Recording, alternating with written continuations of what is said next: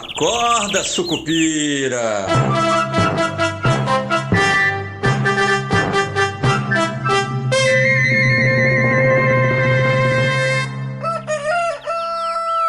Olá, sejam todos bem-vindos à nossa estreia aqui no Acorda Sucupira.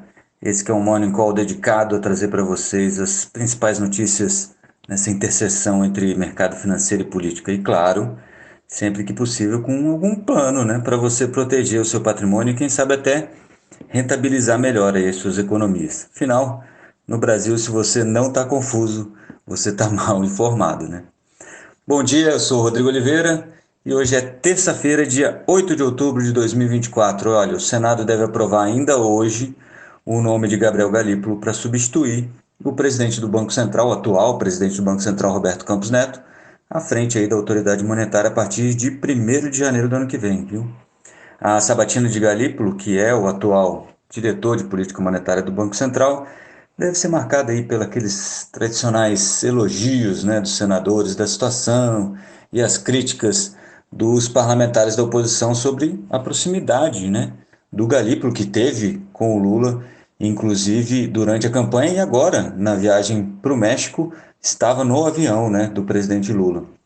A sessão da CAI, da Comissão de Assuntos Econômicos do Senado, está marcada para começar hoje às 10 horas da manhã e deve dar espaço aí a todos os 27 membros, né, os 27 senadores, para questionarem Galípolo, que, né, a gente pode lembrar aí, passou por uma sabatina no começo do ano passado, quando deixou aí o cargo de número 2 no Ministério da Fazenda para assumir a diretoria de política monetária no Banco Central. Não foi exatamente no começo, né? Foi mais ali para o segundo semestre, mas mesmo assim, Galípolo já sabe como fazer, passou aí as últimas semanas falando com os senadores, né, no famoso beijamão.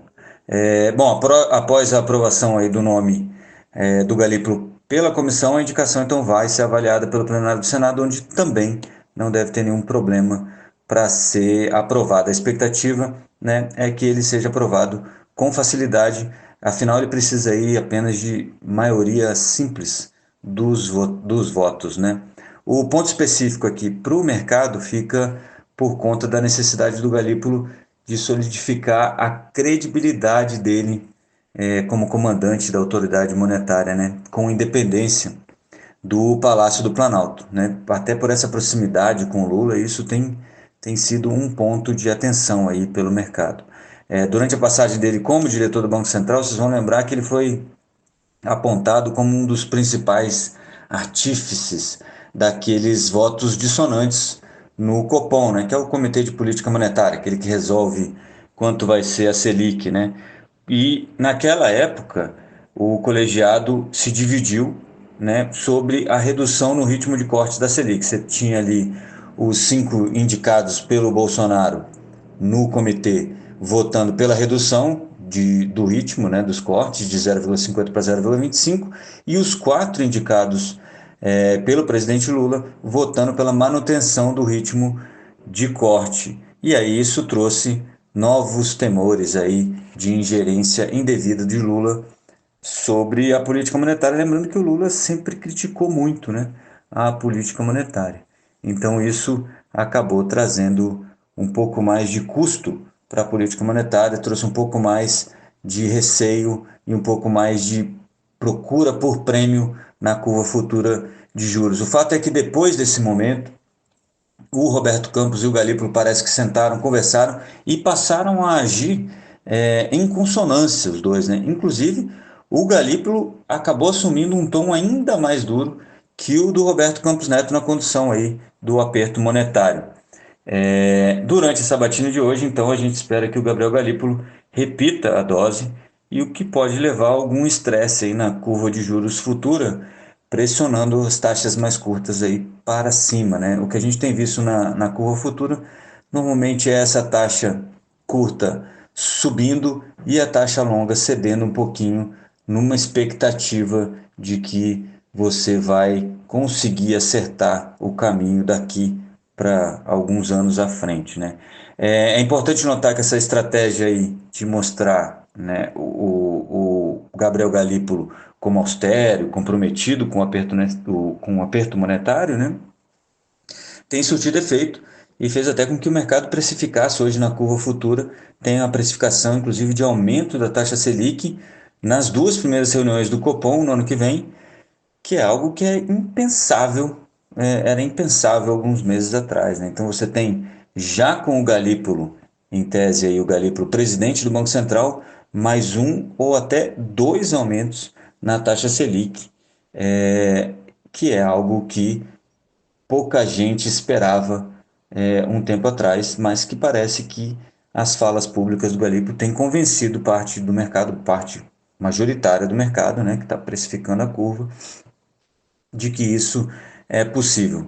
Para as próximas reuniões do Copom, o consenso de mercado aponta aí mais duas altas de 0,50 ponto percentual da Selic, o que deve levar a taxa básica dos juros dos atuais 10,75 para 11,75% ao ano ainda em 2024. Para o ano que vem tem essa expectativa de alta aí, mas vale lembrar que o Galípolo vai ter que enfrentar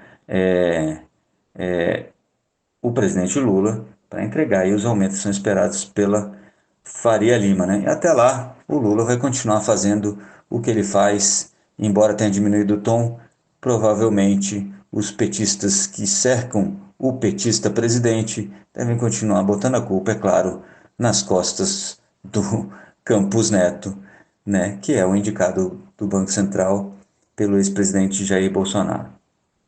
Bom, só para a gente tocar um pouquinho, como esse é o primeiro, a gente tocar rapidinho aqui sobre a agenda política. Acabou, né, as eleições municipais, boa parte das disputas eleitorais foram finalizadas, então alguns segundo turnos, mas o legislativo volta a funcionar agora quase que normalmente, né? Na próxima semana, então a gente vai ter a medida que amplia o Vale Gás e dar um driblezinho, né, no arcabouço fiscal para que o gasto não entre na conta.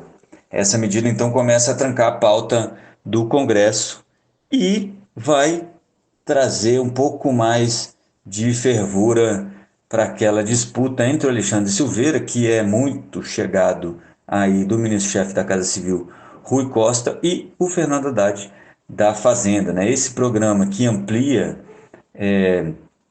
o auxílio aí do Vale Gás deve, né, a expectativa é que ele passe a custar de 3,5 bilhões, né, passe de 3,5 bilhões para 14 bilhões de reais em 2026. E aí o mercado ficou de olho aí numa estratégia apresentada pelo Silveira, que é de repasse direto aí dos recursos da estatal PSSA, que é aquela estatal, aquela empresa estatal responsável pela venda do petróleo e do pré-sal, né? Direto, então a PSSA passaria direto esse recurso para a Caixa Econômica Federal. Então esse dinheiro não passaria aí pelos cálculos de resultado primário, né? Dá um drible no arcabouço fiscal. Aí o custo, embora não apareça no resultado primário, ele tem impacto na dívida pública, né? A Faria Lima, obviamente, viu a medida como uma tentativa de impor um novo truque, né, de matemática às contas públicas, e o grupo do Haddad enxergou mais um golpe contra a credibilidade do arcabouço fiscal, e o ministro prometeu apresentar aí mudanças no texto, né, antes da apreciação, desculpa, da matéria no Congresso Nacional, a partir aí do trancamento da pauta. Lembrando que Haddad e Alexandre Silveira já tiveram outros problemas, que inclusive culminou com a troca do CEO da Petrobras, né, com a saída, com a entrada aí da Magda Chambriard no lugar do Jean Paul Prats, né? Então é uma rusga que tem entre os dois. A Fazenda acusa aí o Ministério de Minas e Energia de fazer esses anúncios antes de conversar com a Fazenda, colocando a Fazenda sempre numa saia justa, né? Para poder depois consertar, se necessário, um ou outro ponto dessas medidas. Então a gente pode esperar aí um pouco mais de fofoca e, e um pouco mais de emoção no noticiário político, principalmente envolvendo aí essas duas personalidades, né? O Alexandre Silveira acaba tendo um apelo muito bom com o Lula, né? não só pela proximidade aí com o Rui Costa, mas esse apelo de que não, vamos universalizar o Vale Gás e levar gás para todo mundo, e o Lula gosta dessas coisas, obviamente, isso traz voto, mas, por outro lado, a Fazenda fica aí com pega com as calças na mão, né?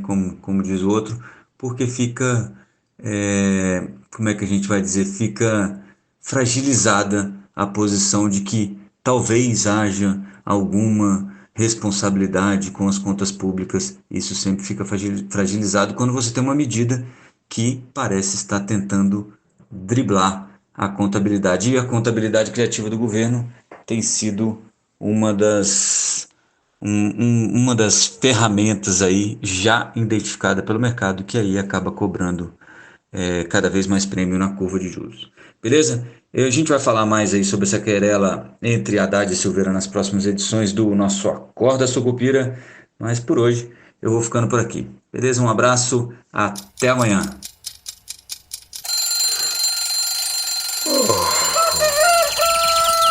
Acorda, Sucupira!